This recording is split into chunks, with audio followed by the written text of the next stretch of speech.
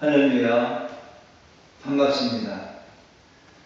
저는 여러분과 함께 이 한 시간 성경 중심 사상으로 보는 구약 성경이란 타이틀을 가지고 성경을 상고해 보고자 합니다. 이 자리에 잘 참석해 주셨습니다. 고맙습니다. 먼저 성경 말씀 한 구절을 봉독하도록 하겠습니다. 출애굽기 12장 13절부터 14절 말씀입니다. 내가 애굽 땅을 칠 때에 그 피가 너희가 사는 집에 있어서 너희를 위하여 표적이 될지라. 내가 피를 볼 때에 너희를 넘어가리니 재앙이 너희에게서 내려 멸하지 아니하리라. 너희는 이 날을 기념하여 여호와의 절기를 삼아 영원한 규례로 대대로 지킬지니라. 아멘. 오늘 타이틀이 뭐라고 했습니까? 성경 중심 사상으로 보는 구약 성경. 성경 중심 사상으로 보는 구약 성경.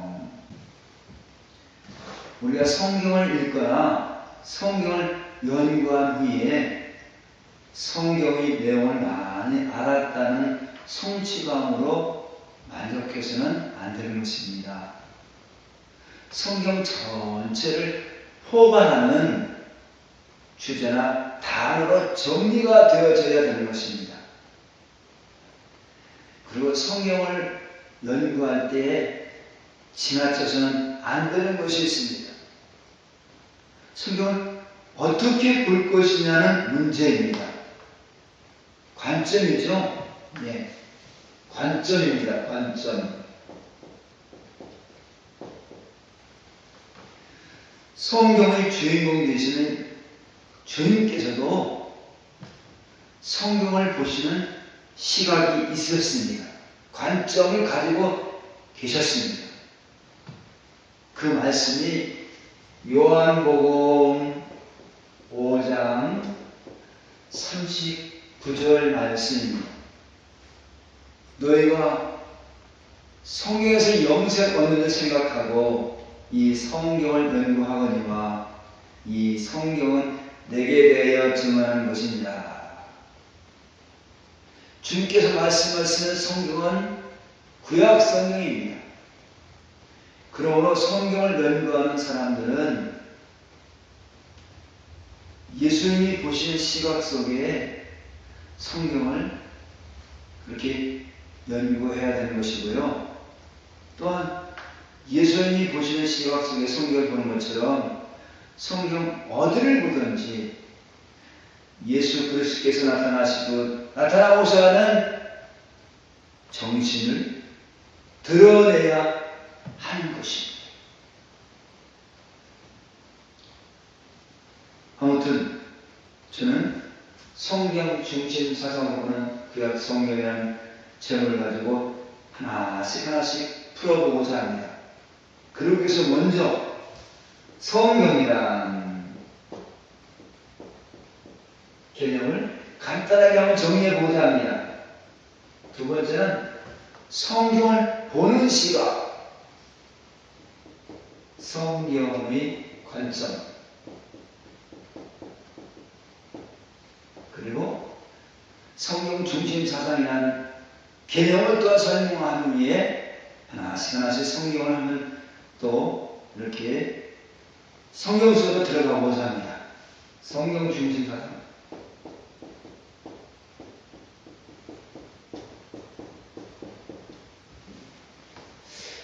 성경이란 무엇일까요?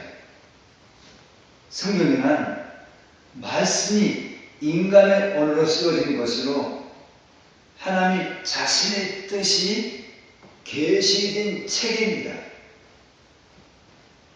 하나님의 뜻이 집약되어 있는 것이 성경인 것입니다.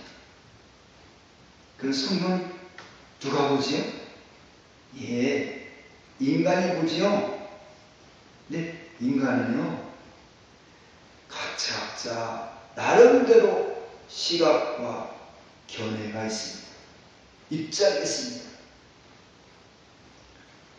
성경 읽는 사람들이 자기 나름대로의 시각 속에 입장 속에 성경을 본다면 성경의 본연의 뜻이 빗나갈 수 있겠죠?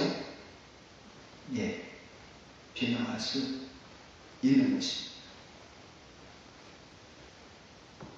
그러므로 성경을 읽는 사람은 주인 되시는 예수님께서 보시는 관점 속에서 성경을 읽거나 연구하는 것이 가장 바람직한 것입니다. 예수님께서 보시는 성경의 시각을 어떤 시각이었을까요? 한번 음일점 보면서 성경을 보는 시각에 대해서 말씀하고자 합니다.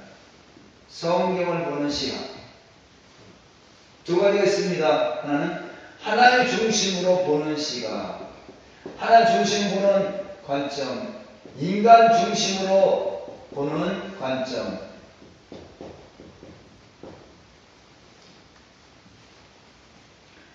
하나님 중심으로 보는 관점은 무엇일까요? 하나님의 말씀이 어떻게 이루어진가에 대한 초점을 두고 보자는 것입니다. 하나님 자신의 뜻을 계시하는 초점을 가지고 보자는 것입니다. 이 관점은요, 하나님만이 옳다고 하는 견해가 있습니다.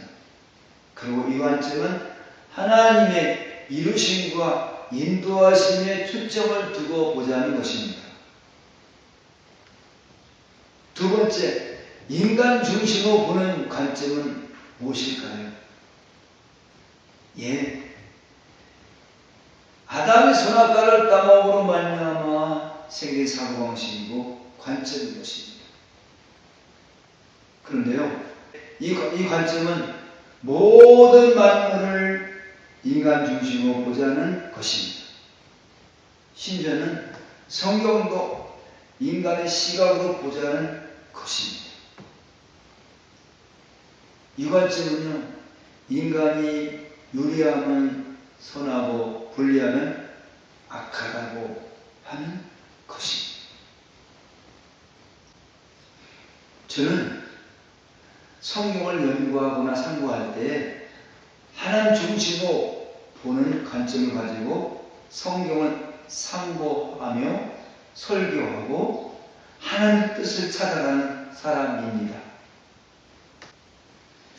우리가 성경을 읽을 때 우리는 어떤 느낌이 듭니까? 성경의 내용이 방대하죠. 그 성경을 접할 때 참 어렵다라는 느낌이 들 것이고, 또 성경을 연구할 때 처음에 기가 팍 죽습니다. 하지만 성경 속에는 같은 맥락으로 하나님의 생각과 뜻이 이어진다는 것입니다. 이것을 성경 중심 사상이라고 하는 것입니다.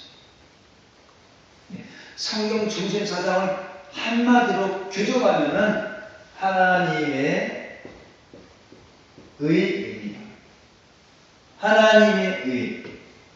하나님의 의라고 하는 말은요, 하나님만이 옳다고 하는 것입니다. 하나님만이 옳다고 하는 건데, 이 하나님만이 옳다고 하는 의의 사상의 의미를 부여해 보면 대리적 희생의 의미가 있습니다. 대리적 희생의 의미. 이 대리적 희생의 의미를 한 단어로 표현하면 피입니다. 창세부터 요한계시록까지 성경을 자세히 살펴보면 피로 이어진다고 해도 과언이 아닙니다. 대표적으로 정결한 짐승의 피, 어린 양의 피, 신약에 가서는 예수 그리스도의 보혈의 피로 성경은 나타나지고 있습니다. 피는 뭘 상징합니까? 예, 피는 생명을 상징합니다. 따라서 하나님 누군가의 희생에 의해서 생명을 이어가게 하신다는 것입니다. 이 대리적 희생의 의미가 담겨있는 하나님의 의사상이 처음 성경에는 희미하게 나타나지만은 성경이 점점 기록되면서 확실하게 뚜렷하게 나타나게 되는 것입니다. 이것을 계시의 발전이라고 하는 것입니다. 성경 중심사상에 중요한 하나의 중심사상이 있다고 했죠? 그게 뭘까요? 하나님의 의입니다. 근데 성경은 또한 하나님의 의에 대비되는 사상이 나옵니다. 이제 인간의 의입니다. 창세기 3장에 인간의 의 사고방식이 나오게 되어집니다. 아담이 선악과를 따먹음으로 말미암아 생긴 사고방식입니다. 이 인간의 의 사고방식은 인간이 비록 피조물이지만은 인간도 의로울 수 있다. 인간도 의를 가질 수 있다. 라고 하는 것입니다. 이 인간의 의의 사고방식은 인간의 입장으로 선과 악을 결정하는 것입니다. 원래 선과 악을 결정하는 것은 누가 하는 겁니까? 하나님만이 하는 것입니다. 하나님의 세계는 선과 악을 결정하는 판단체가 있습니다. 근데 이 인간이 자기가 주인 되어서 선과 악을 결정하게 되었습니다. 이 사고방식을 선악적 사고방식이라고 하는 것입니다. 이 선악적 사고방식을 가지고 있는 인간의 의는 인간이 원하는 선은 추구하여 구원을 얻으려고 하고 인간이 원치 않는 악은 벌에서 심판을 면하자고 하는 것입니다. 구원과 심판을 누가 주관하려고 하는 것입니까? 인간이 주관하려고 하는 것입니다. 이 인간의 의의 사상은 인간 중심으로서 인간은 옳은 사람이고 능력 있고 힘 있다 라고 하는 특징이 있습니다. 이 인간의 의의 사고방식이 정말 만만치 않다고 성경은 우리에게 보여주고 있습니다. 이 인간의 의의 사고방식이 얼마나 강하고 끈질기면은 하나님을 내려오신 아들까지 죽였다고 하는 것입니다. 이 인간에 의해 사고방식이 만만치 않다고 하는 성경 말씀이 창세기 3장 15절의 말씀입니다. 이 말씀은 하나님이 뱀에게 하신 말씀이죠. 이 말씀은 마귀에게 선언하는 말씀입니다. 마귀야 잘 들어라. 너는 내가 창조한 사람을 꼬드겨서 그들로 하여금 하나님께 영광을 돌리지 못하게 했지. 하지만 나는 너에게 꼬드김을 당한 여자인 하와를 다시 산자의 어머니로 세워서 거룩한 하나님의 뜻을 이루시겠다 라고 말씀합니다. 그것을 비록 여자인 하와가 내 뜻을 어겼지만 그녀를 통해서 마귀 머리털을 부수겠다. 이 마귀는 뱀으로 상징되죠. 뱀의 머리털을 부수겠다 라고 하는 것이 최초의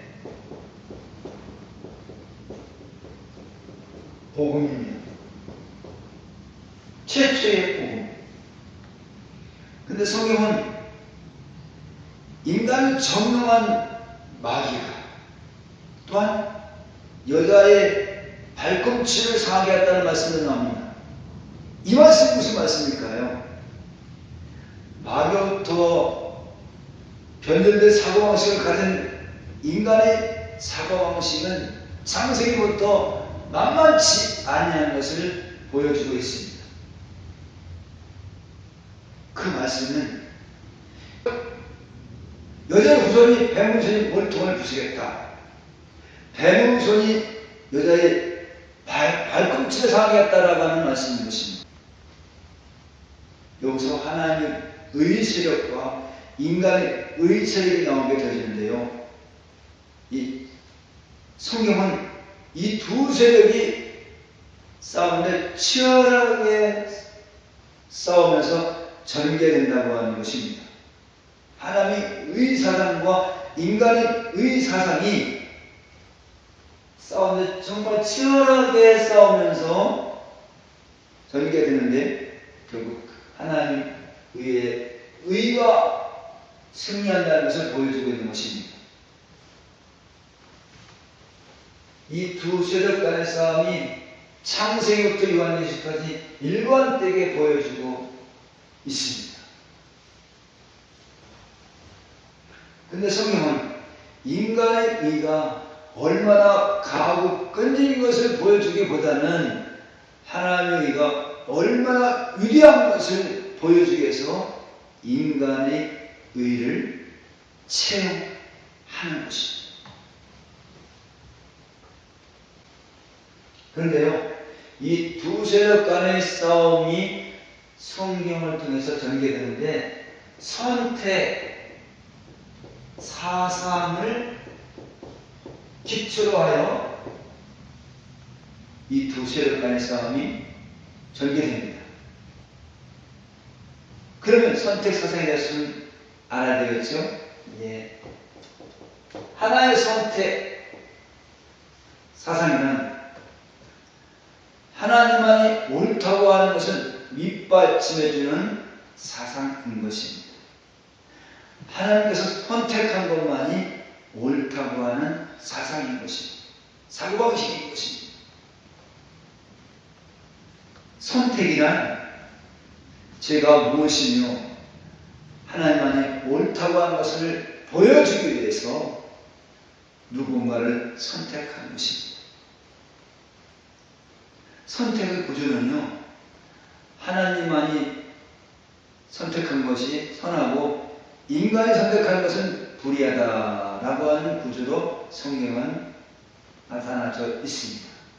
이 선택 사상의 구조는 먼저 인간이 선택한 것은 불의하다는 것을 먼저 보이고 불의하기 때문에 하나님 심판하고 그 다음에 하나님 의의 속속인 대리적 희생이 인간 담긴 긍휼로 이 세상을 이끌어 가신다라고 하는 것이 선택 사상의 구조입니다. 선택 사상의 기준은 무엇이겠습니까? 기준은 불쌍히 여기시는 긍휼입니다. 선택 사상의 기준 긍휼입니다. 긍휼. 불쌍히 여기시는 긍휼. 하나님 선택하지 않으면 심판하시죠. 심판은 버림과 죽음으로 유기하는 겁니다. 근데 선택 사상의 특징은 선택 사상의 특징 불쌍히 여기서 분함을 선택하는 것도 하나님의 의이고 애매하게 심판하여 버리신 것도 하나님의 의라고 하는 것입니다. 이렇게 하나님께서 선택하심에 대해서 인간이 이렇고 저렇고 비판하고 평가하는 것은 적절치 않다는 것입니다. 마치도 토기가 토기장에게 왜 나를 질그릇을 만들었습니까? 라고 항변하는 것처럼 말입니다. 그러니까 인간은 하나님 선택한 것에 대해서 비판할 수 없다고 하는 것입니다. 평가할 수 없다고 하는 것입니다. 이제 저는 선택 사상의 구체적인 예를 살펴보도록 하겠습니다. 창세기 4장 가인과 아벨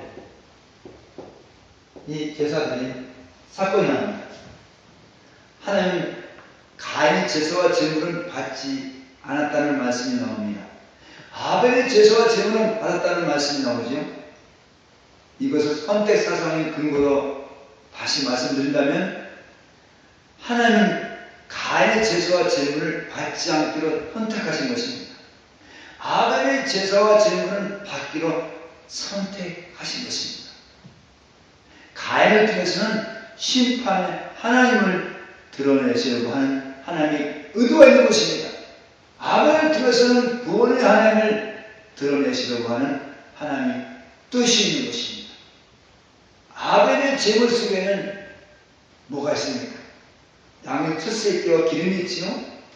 이 아벨의 제물의 의미 속에는 불쌍히 여기시는 긍휼의 마음이 담겨 있다고 하는 것입니다. 가인의 제물 속에는 불쌍히 여기는 긍휼이 담겨 있지 않다고 하는 것입니다. 하여튼 창세기 4장에서 하나님 가인의 제사를 받지 않게 됩니다. 그때 가인이 하나님께 반응은 어떻습니까?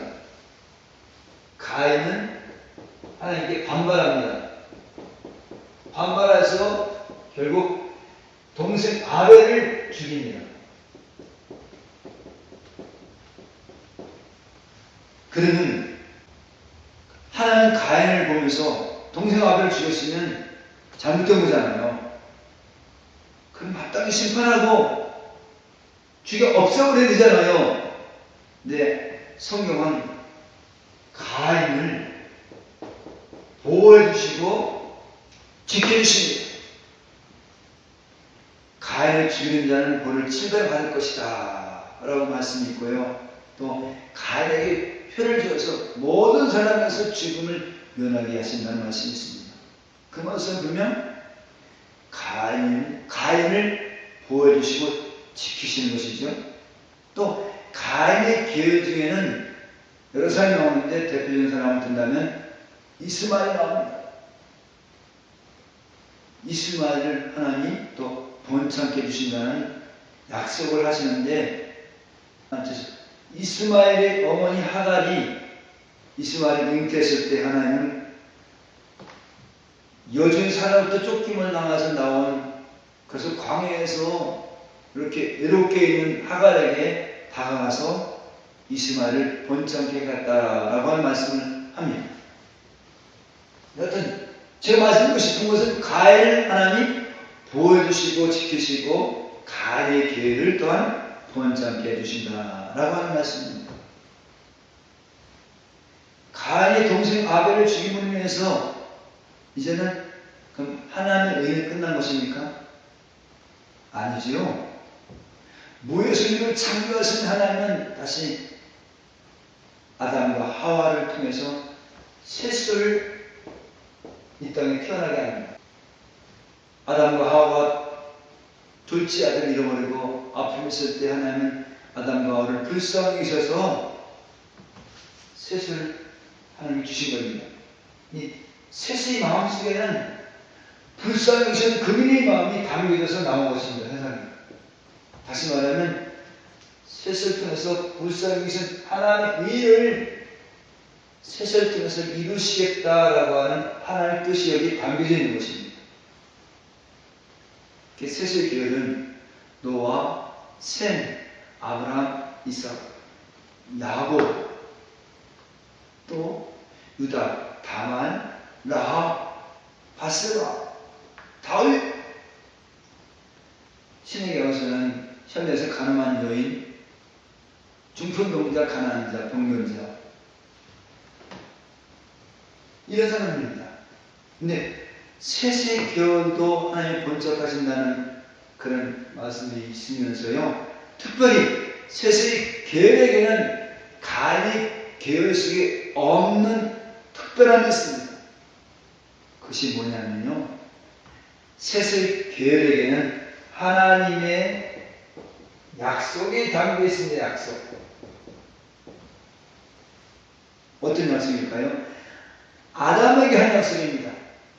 하나님 아담에게 생육하고 번성하고 땅에 충만하라 라고 하는 약속을 아담에게 했습니다. 이 아담의 약속이 가인의 계를 통해서 이어간다고 하는 것입니다.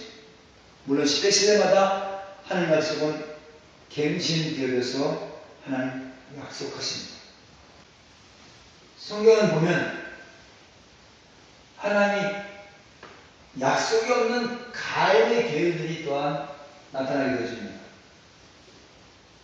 하나님 약속이 없는 가인의 계율이 어떤 삶의 방식으로 살아갈까요? 예, 인간 중심으로 인간이 의롭다고 하는 사고방식으로 살아가는데 선합적 사고방식으로 살아가는 것입니다. 이 선합적 사고방식으로 살아가는 사람들을 또 성경에서는 뱀의 후손들이라고 합니다. 이 뱀의 후손들은 인간의 능력이 있다고 인정하면서 열심히 살아갑니다. 근데 그들의 삶의 모습이 어떻게 나타나냐면 시집가고 장가가는 모습으로 나타납니다. 시집가고 장가간다. 성경에 이렇게 나타내주고 있습니다. 시집가고 장가간다. 근데 시집가고 장가가는 이 모습을 보면서 하나님은 어떻게 보였습니까? 한탄하시고 후회하셨습니다. 이런 사람들에게 하나님이 마음에 합한 사람들이 아니라고 하는 것입니다. 이런 사람들 지금 원래 하나님 창조한 인간이 아니라고 하는 것입니다. 마귀에 점령당해서 하나님 뜻대로 가지 못한 사람들이라고 하는 것입니다. 근데 시집가고 장가가는 이런 사람들이 왜 생겼습니까? 인간의 의가 중요하다고 여기면서 인간이 선택한 것입니다. 인간이 의로 얼마든지 구원을 얻을 수 있다는 사고방식으로 열심히 살아가는데 결국은 하나님 입장에서 보면 심판밖에 안 되는 것입니다. 좀 전에 선택의 구절에서 말씀드렸잖아요.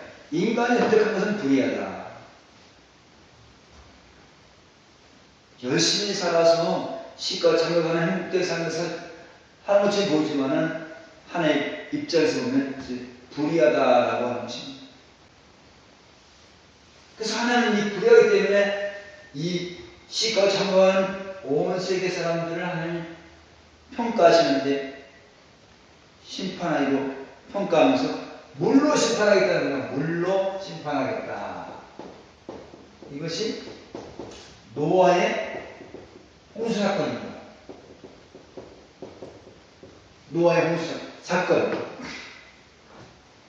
하나님은 시집가고 장가가는 인간이 의로 살고 있는 사람들을 하나님 심판하겠다고 작정하시면서 노아를 선택한 것입니다. 네. 노아가 하나님으로부터 선택받은 것은 노아 안에 의로움이 있어서 선택받은 것이 아니라 하나님은 일방적으로 노아를 선택한 것입니다. 하나님이 노아를 선택하였기에 노아는 의로운 사람인 것입니다. 의로움. 그래서 성경에서는 노아를 보면서 당대 의인이라고 증거하고 있습니다. 노아도 똑같이 선악적 사고방식으로 시집가고 장가가는 삶의 방식을 하는 것입니다. 근데 하나님은 노아에게 찾아와서 노아야, 내가 너를 보내줄게. 너는 방주를 만들라. 그래서 방주를 만들고 그리고 방주에 들어가서 구원받게 된 것입니다. 여튼 하나님은 노아를 선택하고 노아에게 언약합니다. 노아의 언약. 노아의 언약을 무지개 언약이라고 하는데요. 그럼 무지개 언약을 살펴보기 전에 언약 사상을 살펴보자는 거예요. 언약 사상.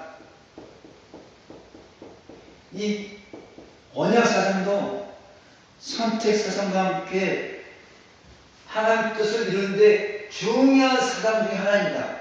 선택 사상과 언약 사상은 한 축을 이루면서 거룩한 하나님의 뜻을 나타내는 데 귀한 도구가 되어지는 것입니다. 언약 사상은. 따라서 언약 사상이 또한 중요합니다. 그럼 언약이란 무슨 말일까요? 언약이란 약속이라는 말입니다.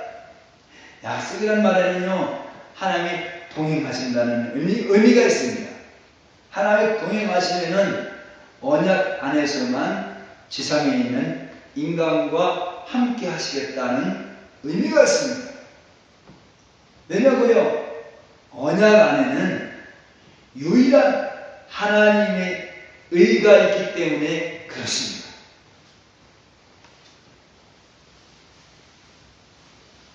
언약에 대해서 좀 이해가 되십니까? 이제 노아의 무지개 언약, 창세기 8장 20절부터 그냥 13절 말씀입니다. 무지개 언약은 물론 심판하지 않겠다고 하나님께서 무지개를 보여주신 것입니다.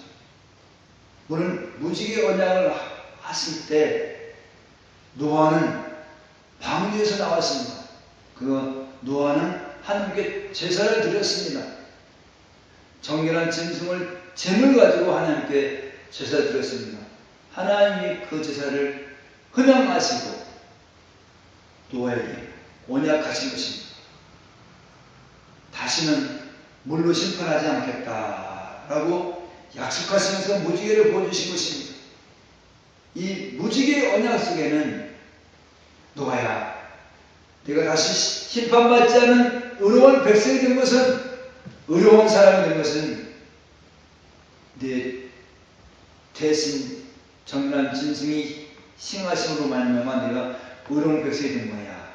노아야, 너도 시가 정가하는 삶의 모습을 가지고 살았는데, 그래서 물로 심판받을 수밖에 없는 죄인인데 내가 너를 불쌍히 여기서서 내 죄값을 저 짐승에 묻고 나는 너를 의로운 사람으로 만들어줬다 라고 하는 것이 무지개 언약의 의미인 것입니다. 이 무지개 언약 속에 중요한 것은 정결한 짐승입니다. 정결한 짐승. 이 정결한 짐승은 뭐를 겨냥합니까? 이 정결한 짐승은 신약의 예수 그리스도의 보혈의 피를 겨냥합니다. 하나님은 노아에게 뭘 말씀드리고 싶으신 것입니까? 노아야, 네가 용서받고 의의 백성이 된 것은 내 아들이 너 때문에 죽어서 된 거야. 그래 너는 날마다 기수 때마다 불쌍히 여기는 마음 가지고 나에게 찾아와. 긍휼로 가지고 긍휼 마음 가지고 나에게 찾아오라 그런 말씀입니다. 그리고 노아야, 내 마음 알겠지? 너와 함께 있는 가족들에게 긍휼히 여기는 마음 가지고 가족들을 다스려. 그런 의미가 있는 것입니다. 노아의 무지개 언약 속에는 긍휼 정신이 없는 긍휼 정신. 또 세월이 지나갑니다.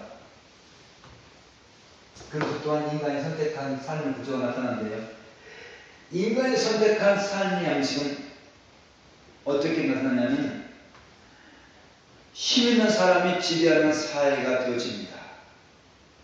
그리고 힘 있는 사람들이 함께 모여서 사회를 만들고 국가를 만들고 국가를 번창하게 합니다. 그래서 여러 나라를 모으는 제국주의가 나타납니다. 제국주의. 이걸 다른 말로 하면 연방주의입니다. 연방주의. 근대사에 연방주의가 있었죠. 소비에트 연방주의. 공산주의 사상을 중심으로 해서 여러 나라가 뭉쳐서 힘 있는 국가가 된 겁니다. 그 중에 소련이 중심이 된 겁니다. 네, 공산주의가 무너지면서 이제는 각각 족속대로 나라가 분리된 겁니다. 지금 러시아, 여러 가지 나라들이 흩어진 겁니다. 근데 인간이 선택하면서 나온 삶 현상은 국가를 세운다 했잖아요. 힘있는 국가. 근데 이들이 근본적인 원동력이 뭡니까? 근본적인 원동력은 인간의 이름을 날리자, 명성을 쌓자, 이겁니다. 인간의 이름을 날려보자, 인간의 명성을 한번 쌓아보자. 어디까지? 하늘까지 하면서 이뤄보자 라고 하는 것입니다. 하늘 자리가 어디입니까? 지상에서는 왕입니다. 왕. 이 왕은 또 한번 어떻게 봅니까? 살아있는 신을 보고 있잖아요. 바로 왕을 살아있는 신으로 보는 겁니다. 하나님 이런 인간의 선택에 대해서 어떻게 평가하십니까? 이건 내가 원하는 인간이 아니야. 내가 만든 인간이 아니야.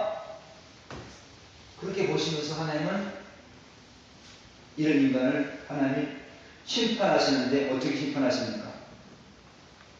인간의 언어를 혼잡하게 하고 사람들을 흩으셔서 바벨탑을 무너뜨리는 사건으로 하나님이 심판하십니다. 그러면서 하나님 또한 아브라함을 선택하고 아브라함에게 언약합니다. 아브라함의 언약.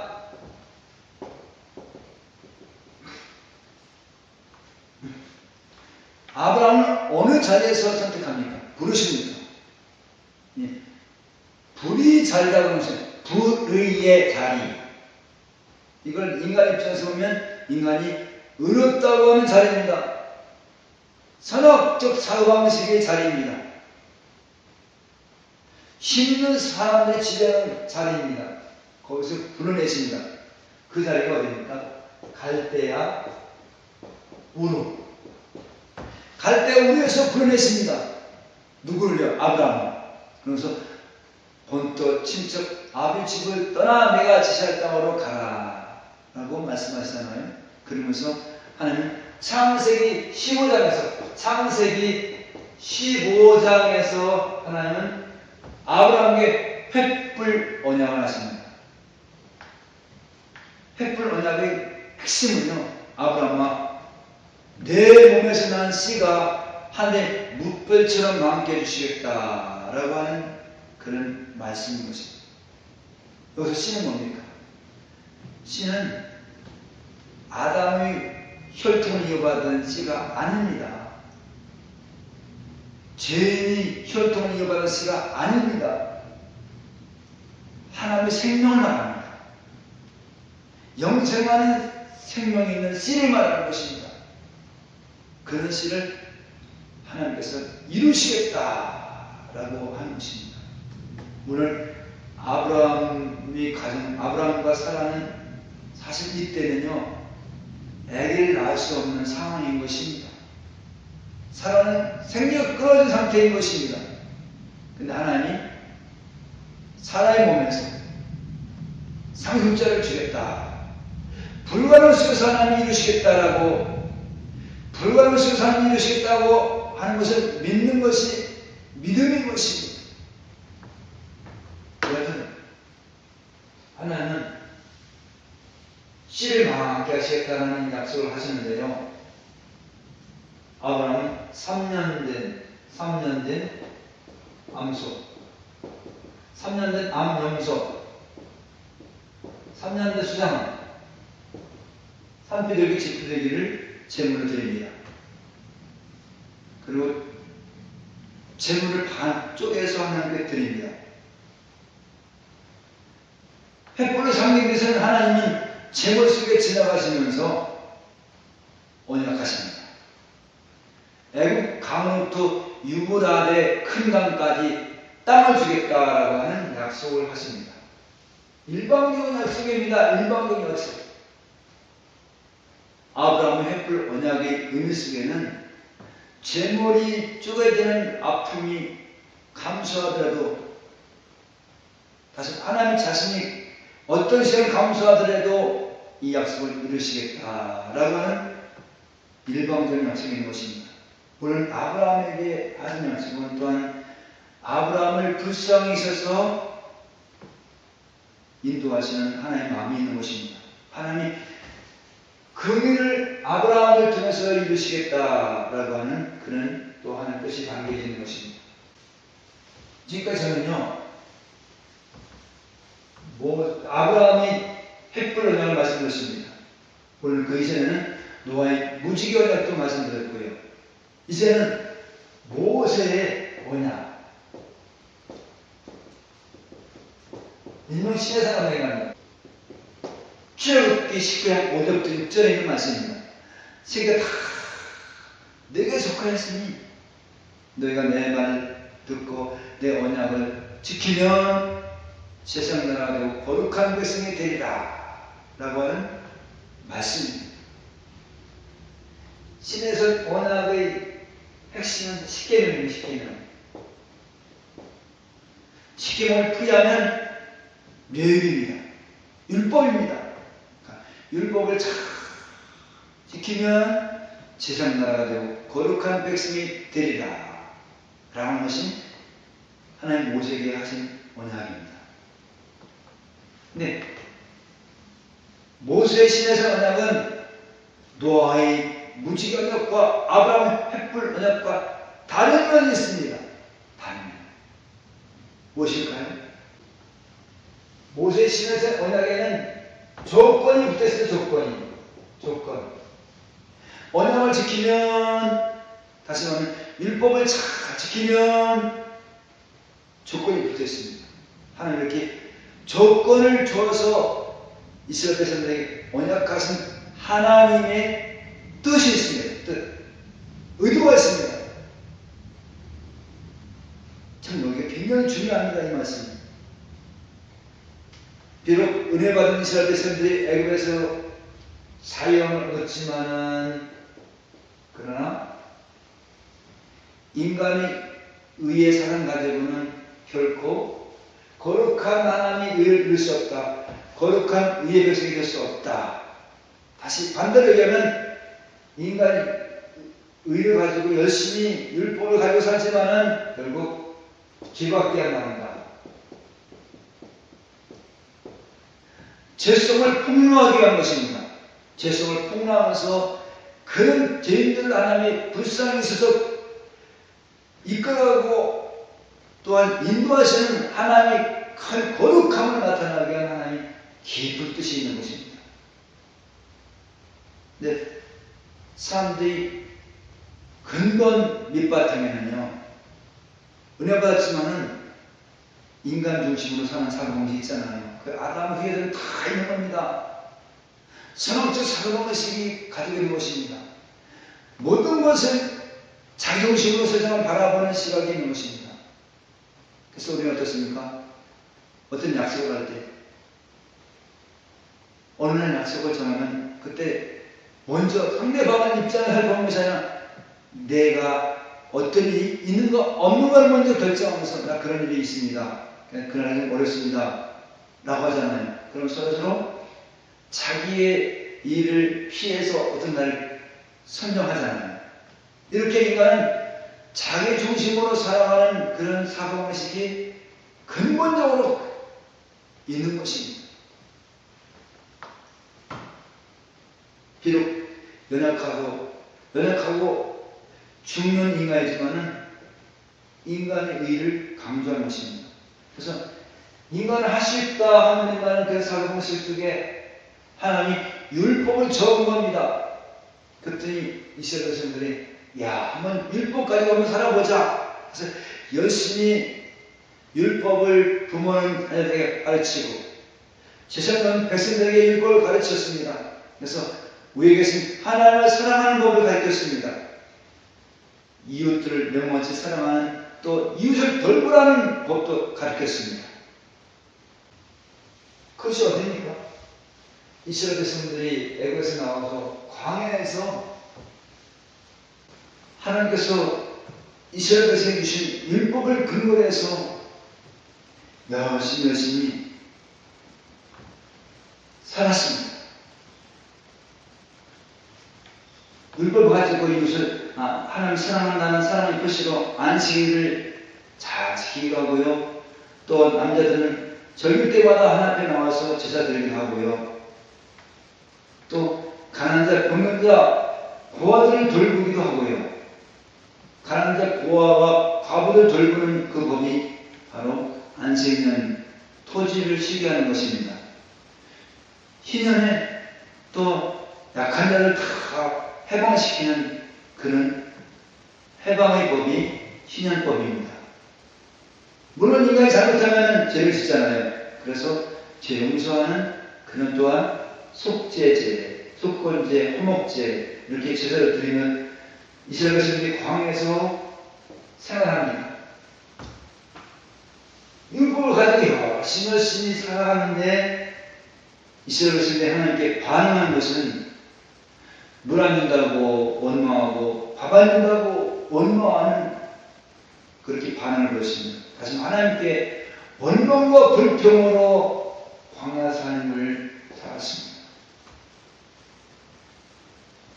모세가 잠시 하나님 또한 뜻을 받기 위해서 산에 올라왔을 때 땅 아래에 있는 사람들은 아론을 중심으로 금으로 송아지를 만들어 놓고 이것이 애굽에서 우리를 구원하신 하나님이라고 하면서 금송아지에 숭배했잖아요.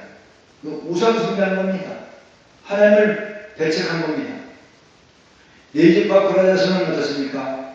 하나님 주신 직분에서 고맙고 감사해야 되는데 왜 내게 이런 직분을 줬습니까? 원망하고 불평하잖아요. 그러다가 땅이 갈라지는 참변을 당하게 되어집니다. 이스라엘 백성들이 광야를 지나서 요단강을 건너서 여리고성을 지나 약속의 땅에 들어갑니다. 땅을 분배한 이스라엘 백성들이 어떻습니까? 여전히 제사장 제대로 이스라엘 백성은 살아갑니다. 그러면서 처음에 이스라엘 백성들이 시대는 어떤 시대였습니까? 사사시대였어요. 사사시대. 사사시대의 특징은 어떻습니까? 각기 제 소견대로 살았더라 라고 하는 것이 사사시대의 특징입니다.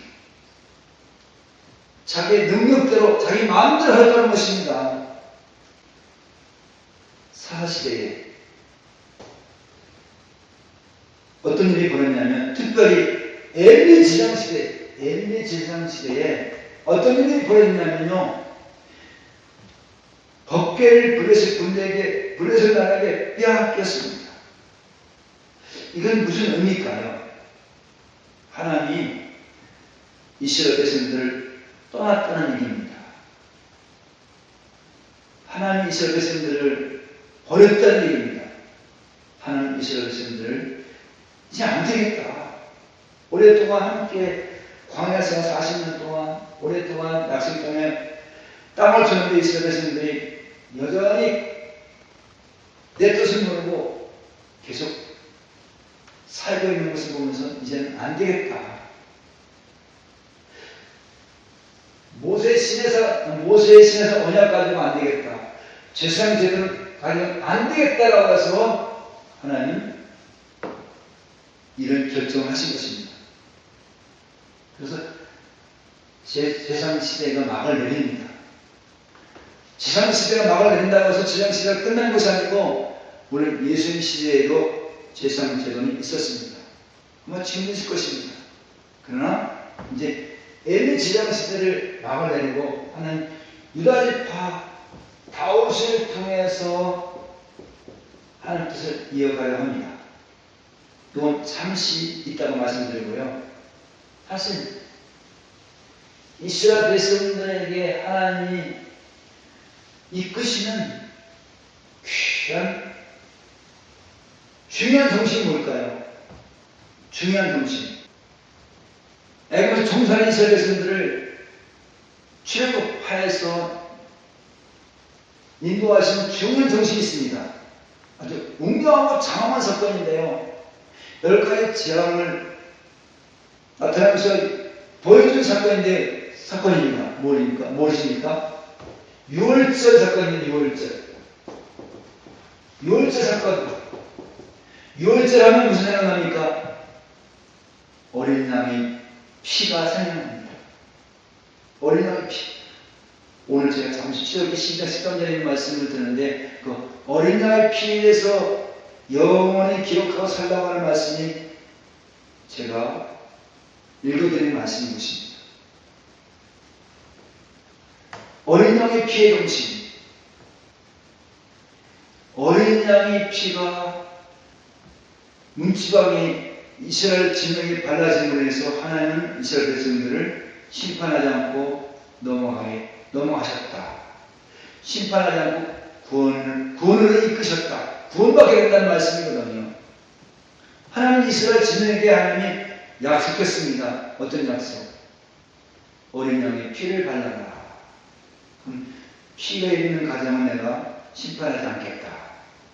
애굽 진영에는 약속이 없었습니다. 그래서 피가 있는 가정, 이스라엘 나라의 가정은 하나님이 넘어가고 구원해 주셨고요. 피가 없는 애굽 나라의 가정들은 장례를 죽었고요. 가축 첫 것들이 다 죽었습니다. 어린 양의 정신 속에 뭐가 있습니까? 하나님 자신이 희생한다는 희생정신이 있습니다. 희생정신.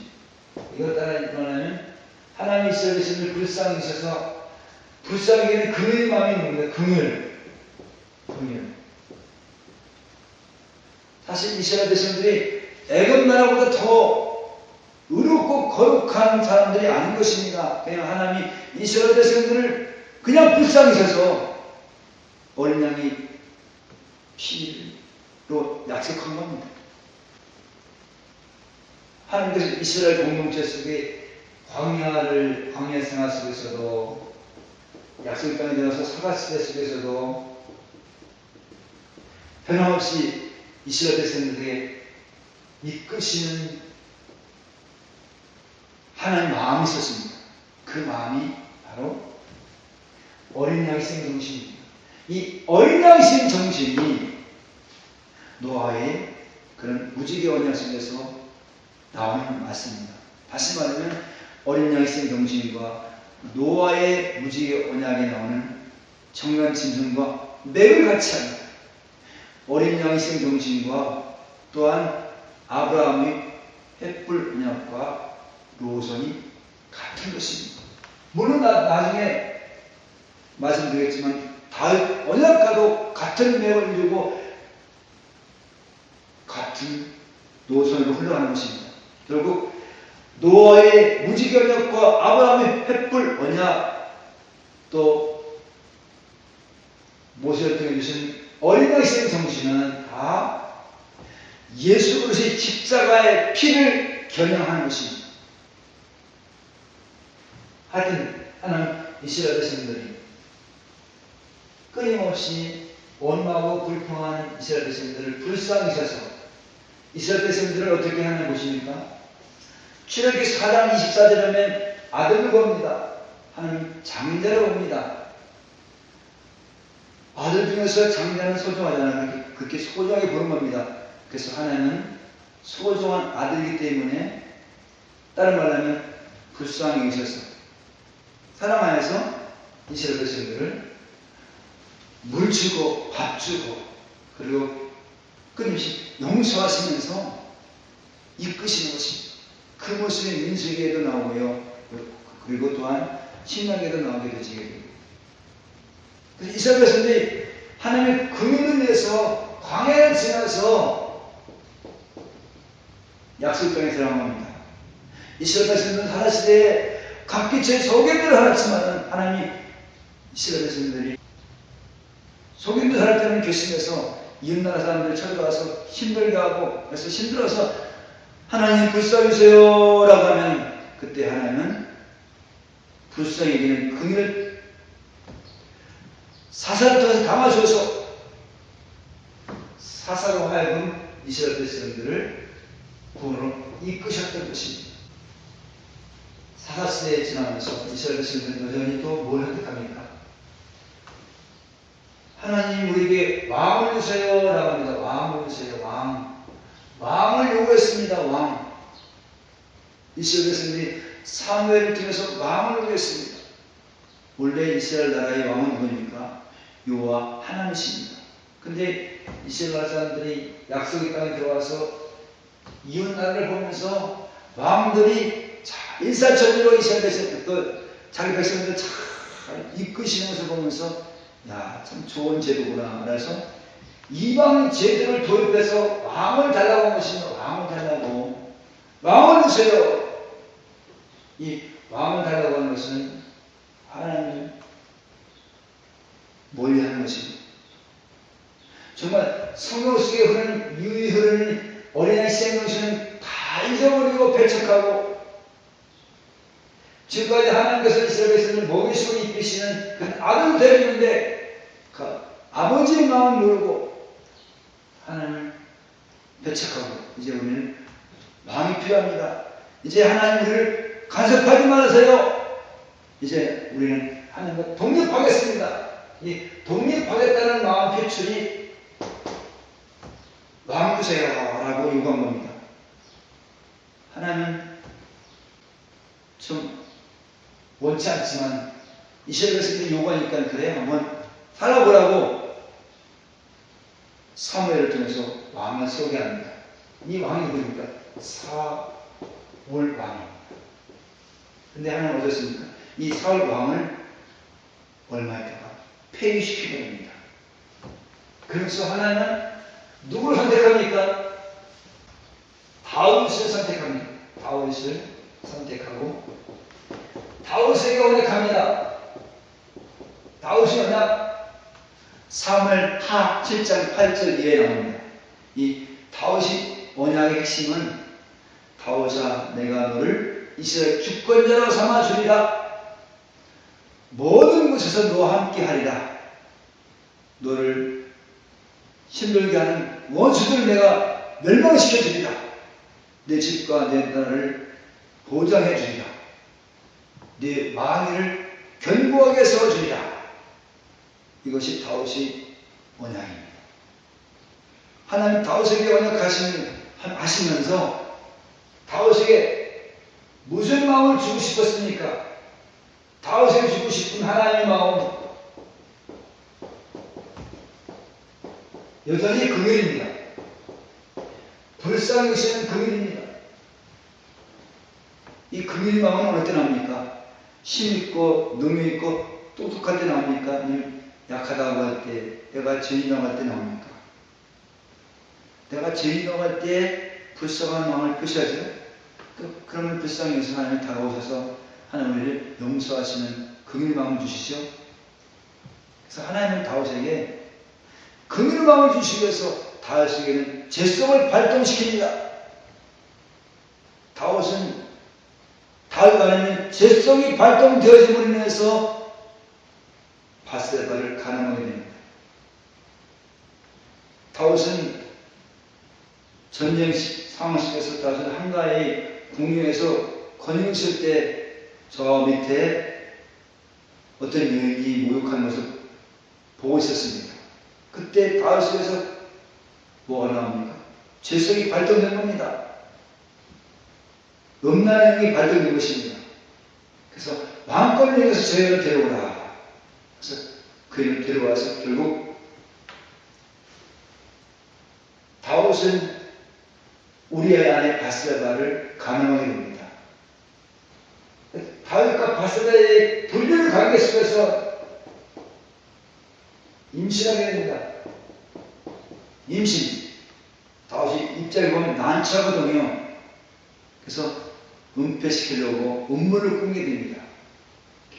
그 음모에 전쟁에 나가서 열심히 싸우는 우리 아를 불러드립니다.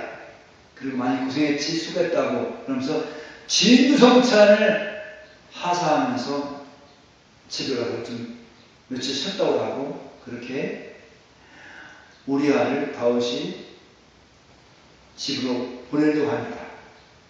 근데 우리아는요 지금 하나님이 전쟁에서 싸우고 있는 거룩한 성전이라고 하는 그렇게 여기면서 집에 가지 않습니다. 하나님의 뜻을 따르면서 마음의 명령에 따르지 않습니다. 다윗은 괘씸해서 전쟁 나가서 우리아를 죽게 합니다. 사실 우리아가 죽은 것은 다윗이 죽인 겁니다. 그리고 전쟁은 끝나버렸습니다. 그리고 다윗이 납니다. 그 과정 속에 하나님은 암을 없다는 듯이 여기는 다윗에게 나단 한 자를 통해서 다윗이 저를 고발합니다. 저를 분노시킵니다. 다윗은 어쩔 수 없이 내가 죄인이라고 여기면서 목숨을 부지합니다. 그런데 다윗과 바세바에서 난 아이가 시름시름 앓다 죽습니다. 이때 다윗은 내 죄로 인해서 내 아들이 죽었구나 라고 하면서 깨닫게 되면서 다윗은 시편 50편에서 이렇게 고백합니다. 나는 엄마 뱃속부터 죄를 가지고 태어났다. 이런 얘기는 나는 죄인 중에 큰 죄인이라고 하는 것입니다.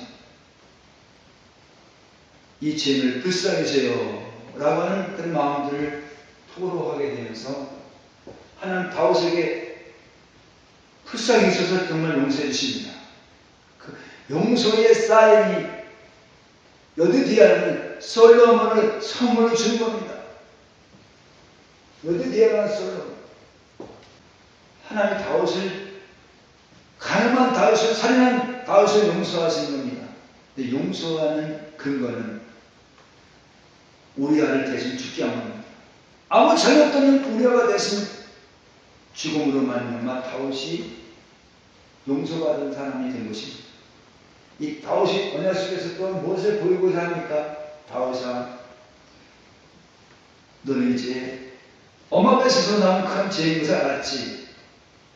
그래서 너는 나에게 불쌍히 여달라는 고백을 하고 있지. 그래, 내가 너를 불쌍히 여겨서 용서해 줄게.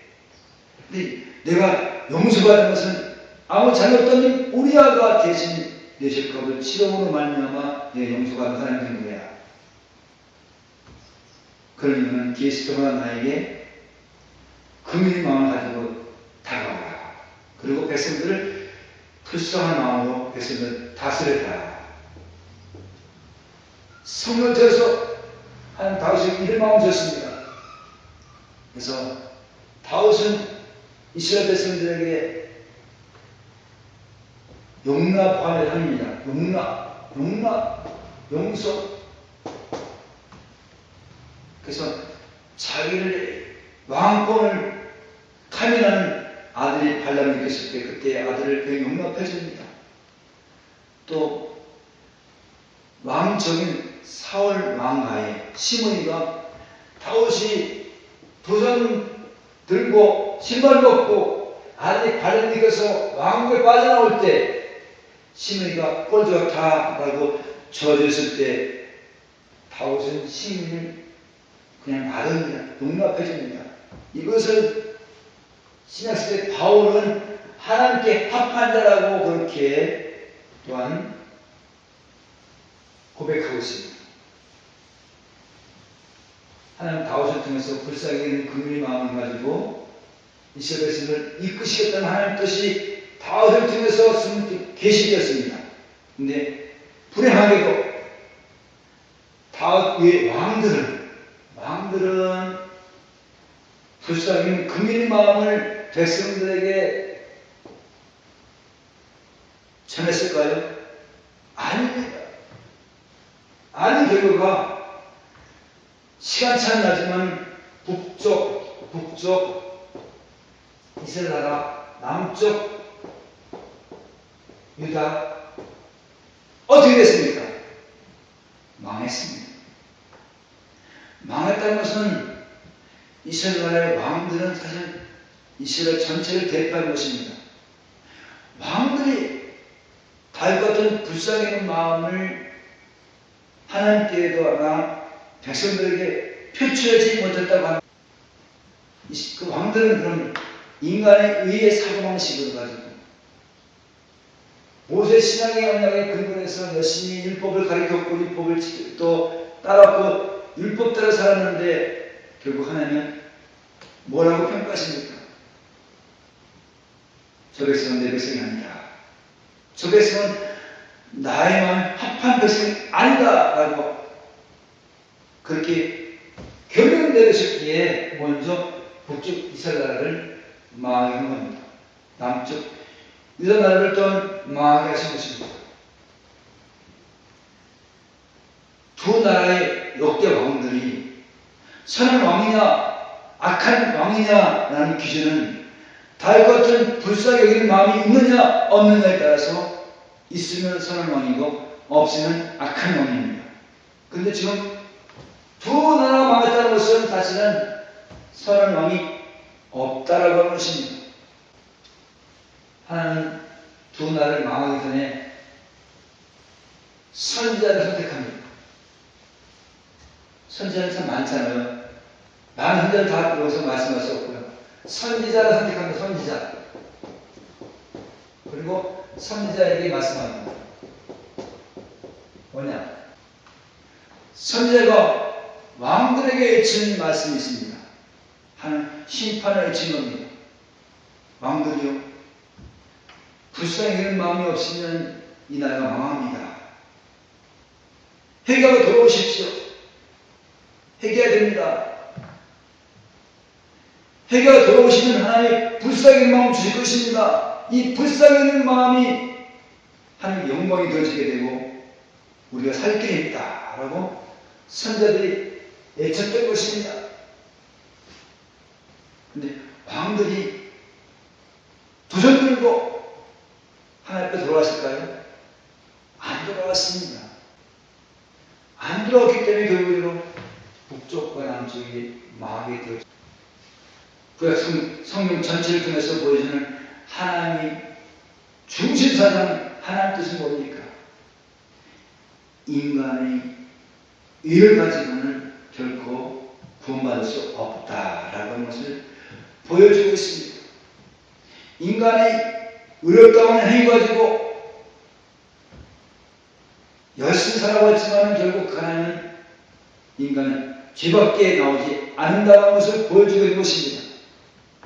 하나님 이스라엘 백성들에게 율법을 주셨습니다. 율법 속에 성막도 적으시고 제사장도 적으시고 그리고 하나님 사랑하는 법도 적으시고 이웃을 내모같이 사랑하는 법도 적으시고 지도자 왕도 적으셨습니다. 왕 적으고 하면 바르게 살아라 라고 하면 맡겨놨습니다.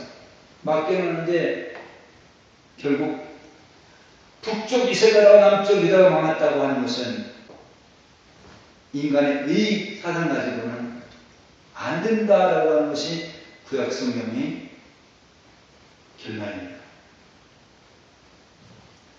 인간의 의 가지고는 인간의 사고가 가지고는 망할 수밖에 없다라고 하는 것입니다. 근데 망할 수밖에 없는 상황 속에서 대리적 신의가 담겨있는 하나님의 의가 때로는 정결한 전성으로 때로는 아브라함 족장으로 때로는